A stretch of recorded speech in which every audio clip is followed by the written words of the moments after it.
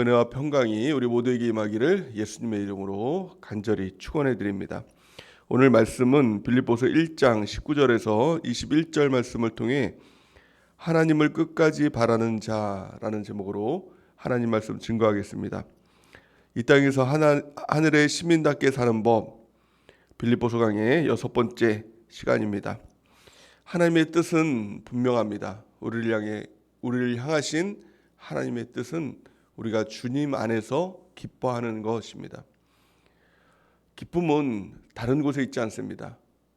어떻게 보면 세상에 주는 기쁨, 또 우리가 이 땅에서 누리고자 하는 그 기쁨은 진정한 기쁨이 아닐 수 있습니다. 잠시 누리는 어떤 쾌락과 같은 것이죠. 금방 사라지는 것입니다. 성경에서 말씀하는 기쁨은 항상 기쁨입니다. 흔들리지 않는 기쁨이죠. 고난이 와도 또 여러 가지 어려움이 와도 그 안에서 항상 기쁨이 있는 것, 그것을 우리가 누리라고 성경은 말씀하고 있는 것입니다. 우리의 기쁨을 빼앗아가는 것 중에 하나가 낙심이라는 것이 있습니다. 이 낙심을 이길 때 하나님께서 주시는 온전한 기쁨을 우리가 누릴 수 있는 것입니다. 어떻게 항상 기뻐하는 것을 우리가 경험할 수 있을까요? 하나님 안에는 그 기쁨이 있습니다. 주님 안에는 그 기쁨이 있습니다. 하나님의 뜻은 언제나 변함이 없습니다. 하나님의 일은 흔들리지 않습니다. 어떤 일이 있다고 해서 하나님의 목적이 흔들리지 않습니다. 하나님의 길이 흔들리지 않습니다. 그러기에 가장 중요한 것은 그 주님 안에 있는 것입니다. 주님께 붙어 있는 것, 그럴 때 그 주님의 기쁨을 우리도 누릴 수가 있는 것이라고 성경은 말씀하고 있는 것입니다. 요한복음 15장 4절에서 6절 우리 같이 한번 읽어보겠습니다. 시작. 내 안에 거하라. 나도 너희 안에 거하리라. 가지가 포도나무에 붙어있지 아니하면 스스로 열매를 맺을 수 없음같이 너희도 내 안에 있지 아니하면 그러하리라. 나는 포도나무요 너희는 가지라. 그가 내 안에 내가 그 안에 거하면 사람이 열매를 많이 맺나니 나를 떠나서는 너희가 아무것도 할 수 없음이라. 사람이 내 안에 거하지 아니하면 가지처럼 밖에 버려져 마르나니 사람들이 그것을 모아다가 불에 던져 사르느니라. 아멘. 예수님이 포도나무고 우리는 가지라는 것입니다. 가지의 생명은 포도나무에 붙어 있는 것입니다. 우리 신앙인도 마찬가지입니다. 우리의 생명은 내 자신이 무엇을 해서 생명이 있는 것이 아니라 주님께 붙어 있는 것입니다. 주님께 붙어 있는다는 것은 주님의 말씀인 성경에 붙어 있는 것이고, 또 주님의 영인 성령 하나님께 붙어 있는 것이고, 주님의 몸 바로 교회에 우리가 붙어 있는 것, 성령 교회를 통해서 우리가 주님과 붙어 있는 것입니다.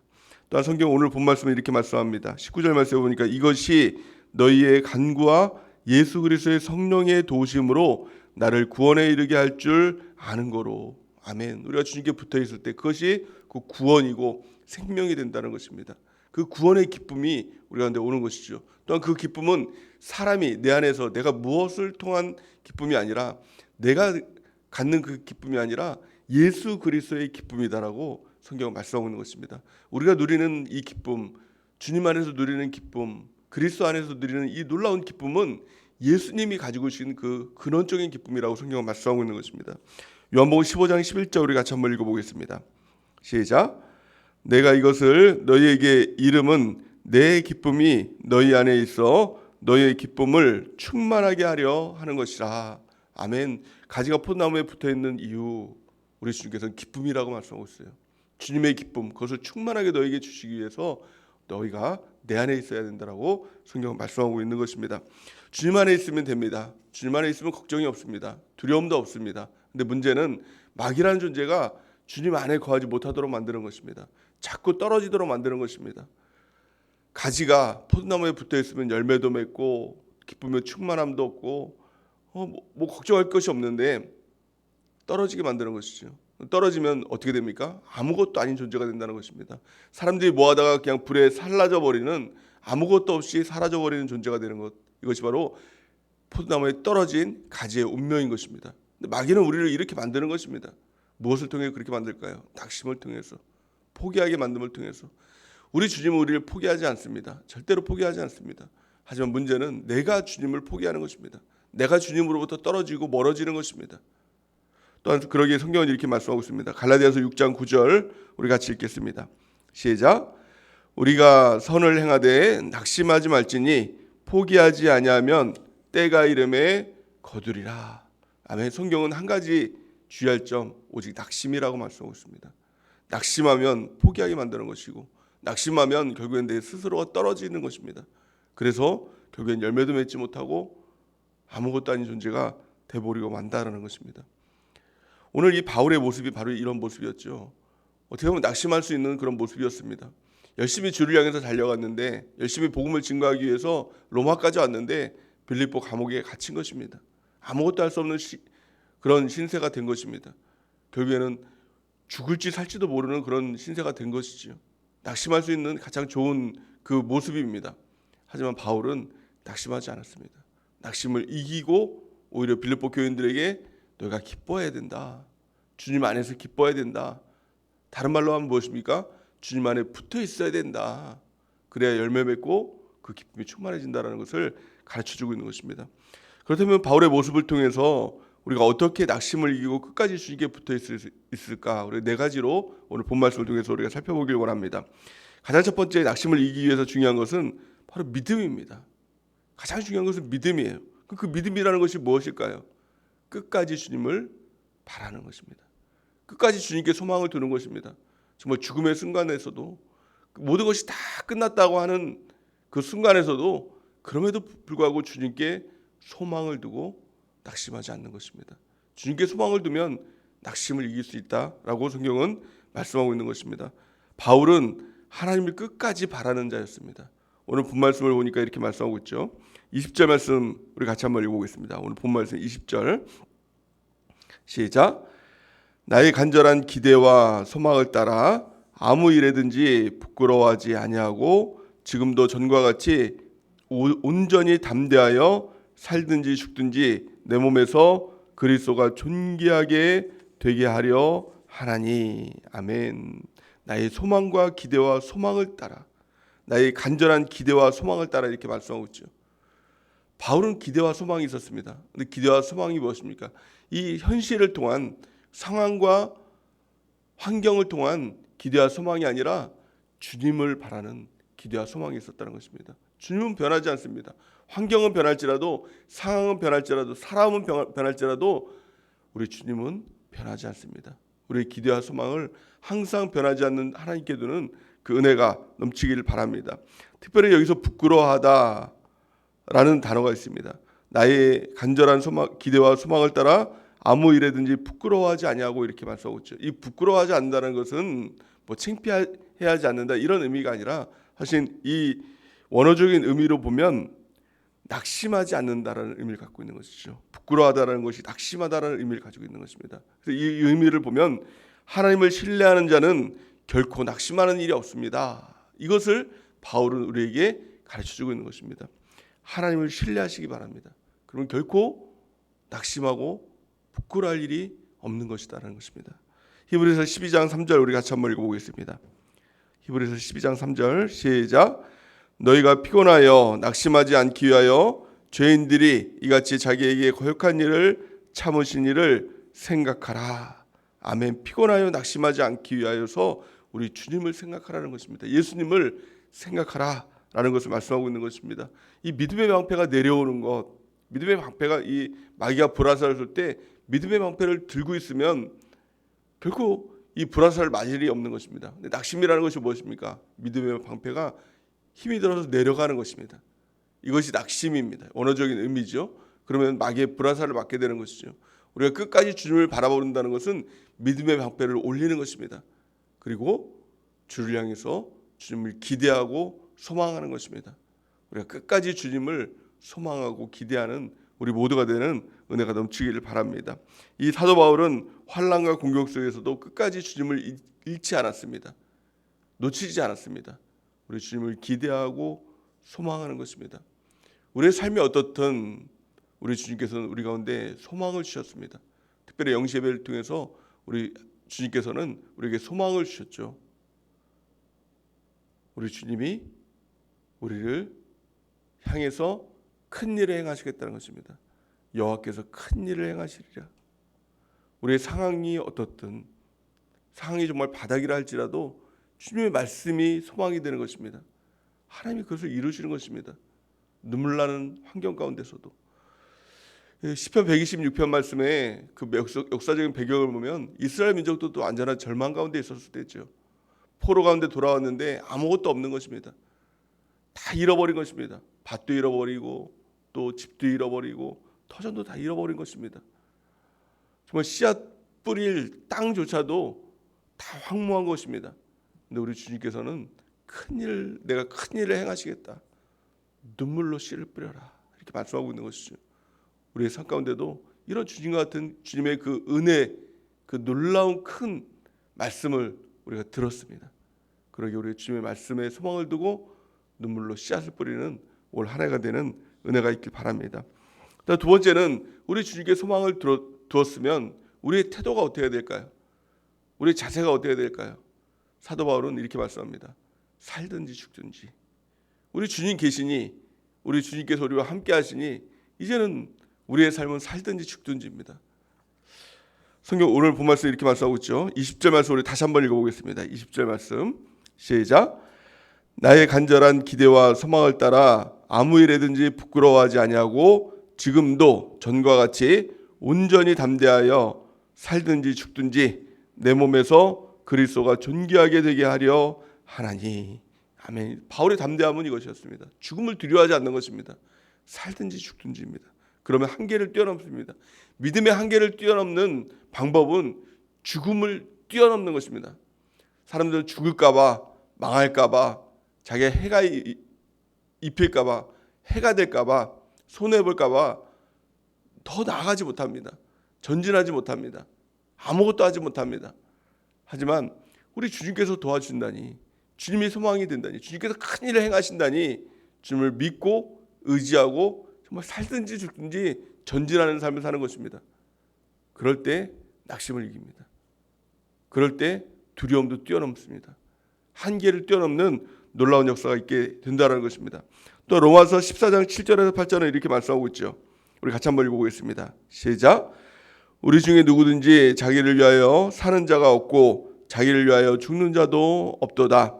우리가 살아도 주를 위하여 살고 죽어도 주를 위하여 죽나니 그러므로 사나 죽으나 우리가 주의 것이도다. 아멘. 사나 죽으나 나를 위하여서 살면, 내 한 몸 지키기 위해서 살면 항상 죽음이 두렵습니다. 나를 지키는 것이 두렵습니다. 그러나 사나 죽으나 주를 위하여 살면 한계를 뛰어넘는 삶을 살 수 있는 것입니다. 우리가 이 패러다임을 전환해야 됩니다. 이제는 나를 위해 사는 것이 아니라 주를 위해서 살겠습니다. 이 고백 가운데 사나 죽으나 주를 위하여 우리가 더 달려나가는 우리 모두가 되는 은혜가 있기 바랍니다. 이 모든 것을 위해서 우리 주님께서 이 땅에 오신 것입니다. 사람들은 누구나 죽음이 두렵습니다. 죽을까봐, 망할까봐 항상 마귀에게 종로로 사며 사는 것이 모든 사람의 운명이었습니다. 하지만 예수님께서 그 모습을 보면서 그 죽음의 세력을 끊어야겠다라고 생각하시고 이 땅에 오신 것입니다. 그리고 마귀의 세력을 끊어버린 것입니다.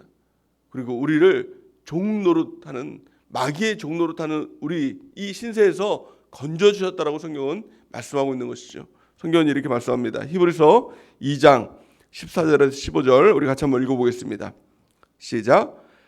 자녀들은 혈과 육에 속하였음에 그도 또한 같은 모양으로 혈과 육을 함께 지니심은 죽음을 통하여 죽음의 세력을 잡은 자 곧 마귀를 멸하시며 또 죽기를 무서워함으로 한평생 매어 종노릇하는 모든 자들을 놓아주려 하심이었느니라.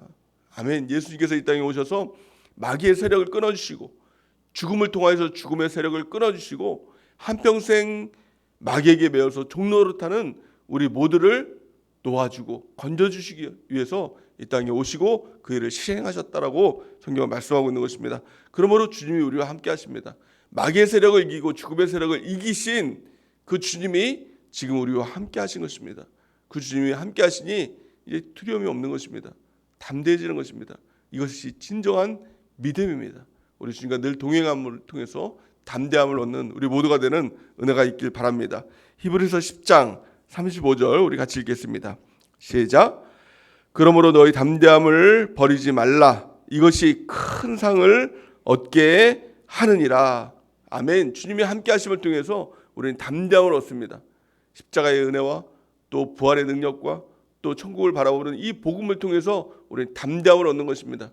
이 담대함을 통해서 큰 상을 얻는 우리 모두가 되는 은혜가 넘치길 바랍니다. 세 번째, 낙심을 이기는 방법이 무엇입니까? 그것이 바로 복음의 능력입니다.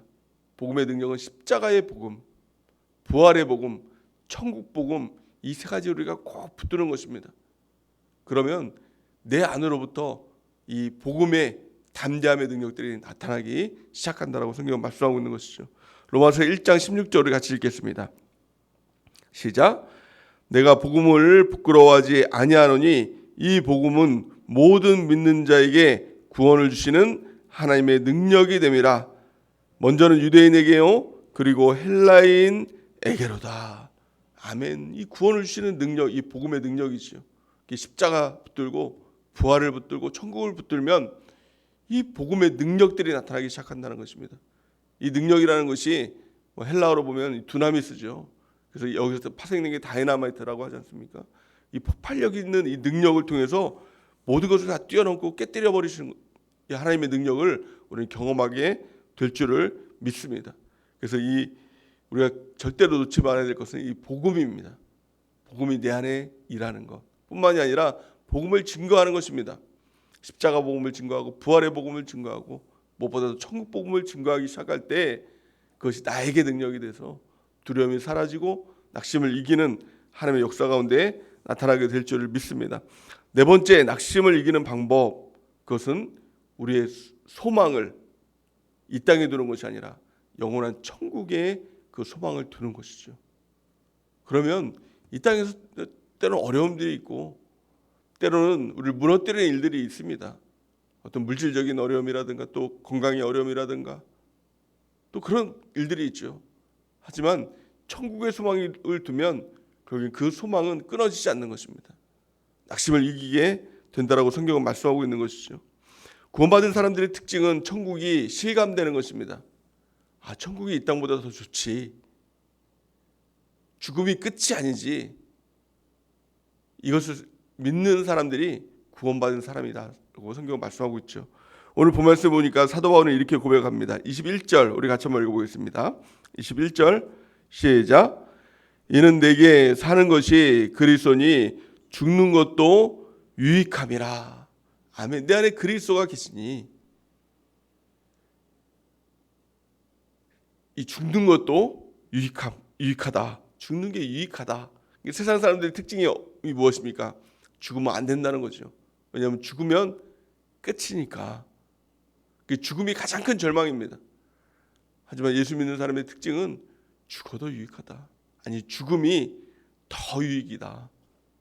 왜냐하면 영원한 천국이 있으니까, 주님이 계시니까, 영원히 주님과 함께 왕노릇할 천국을 바라보며 사는 것입니다. 사도 바울은 또한 이렇게 고백을 합니다. 빌립보서 1장 23절에서 24절 우리 같이 읽겠습니다. 시작.